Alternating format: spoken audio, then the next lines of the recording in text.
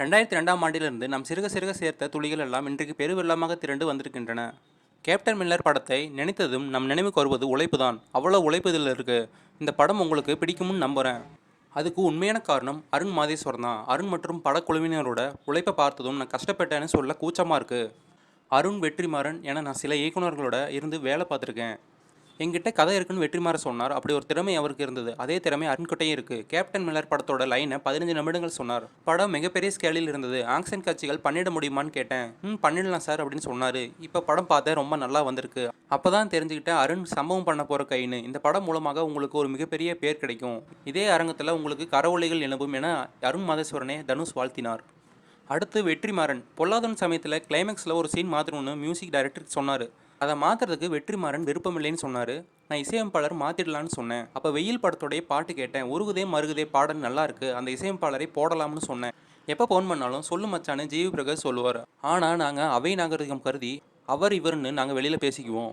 ஏதோ ஒன்று சரியாக பண்ணுறேன் அப்படின்னு நீங்கள் என்னை மோட்டிவேட் பண்ணுறீங்க. உங்களுடைய பணிவு எனக்கு ரொம்ப பிடிக்கும். எனக்கு வீட்டு சாப்பாடு கிடைக்கலன்னு சொன்னதும் வசதி இல்லாமல் இருந்த சின்ன அறையில் தான் எனக்கு சிவானனோட மனைவி சமைச்சு கொடுத்தாங்க. இந்த படத்தோடைய கடைசி 30 நிமிடத்தை பார்க்கும்போது எனக்கு திருப்தியாக இருந்தது. உங்களுக்கு அதே தோணும்னு நினைக்கிறேன். ரெக்செப்ட் இஸ் ஃப்ரீடம். யாருக்கு இங்கே சுதந்திரம் மரியாதை இருக்குன்னு தெரியல. எதை பேசினாலும் பார்த்து பார்த்து பேச வேண்டியதாக இருக்குது. கேப்டன் மில்லர் ஒரு சர்வதேச படமாக இருக்கும். லின்னர் நான் லின்னர் தாண்டி ஒரு பெரிய விஷயம் அருண் பண்ணியிருக்காரு. வட சென்னை 2ஆம் பாகம் வரும், கண்டிப்பாக வரும். மாரி செல்வராஜ் பண்ணுறது ரொம்ப மிகப்பெரிய விஷயம். அவர் மேலே மரியாதை அதிகமாகிட்டே இருக்குது. எண்ணம் போல் வாழ்க்கை, எண்ணம் போல் தான் வாழ்க்கை என்று பேசி முடித்தார். அந்த நிகழ்ச்சியில் தனுஷ்கிட்ட ரேபிட் ஃபயர் கேள்வியெல்லாம் தனுஷ்கிட்ட கேட்டாங்க. ஃபெயிலியர் வந்தால் என்ன பண்ணணும் அப்படின்னு கேட்டிருக்காங்க. வந்தால் அதை சீரியஸாக எடுத்துக்கணும். ஃப்ரெண்ட்ஷிப் எப்படி இருக்கணும் அப்படின்னு கேட்டதுக்கு ஜிவி பிரகாஷ் மாதிரி இருக்கணும் அப்படின்னு சொல்லி முடிச்சிட்டாரு. சோசியல் மீடியா மிகப்பெரிய கால திருடன். சோசியல் மீடியா ஒரு திருடன். உங்களுக்கு தெரியாமல் உங்களோட மணித்துளிகளை திருடுது. பக்கத்தில் யாராவது இருந்தாங்கன்னா அவங்க முகத்தை பார்த்து பேசுங்க. சோசியல் மீடியாவை பார்த்துட்டு இருக்காதீங்க.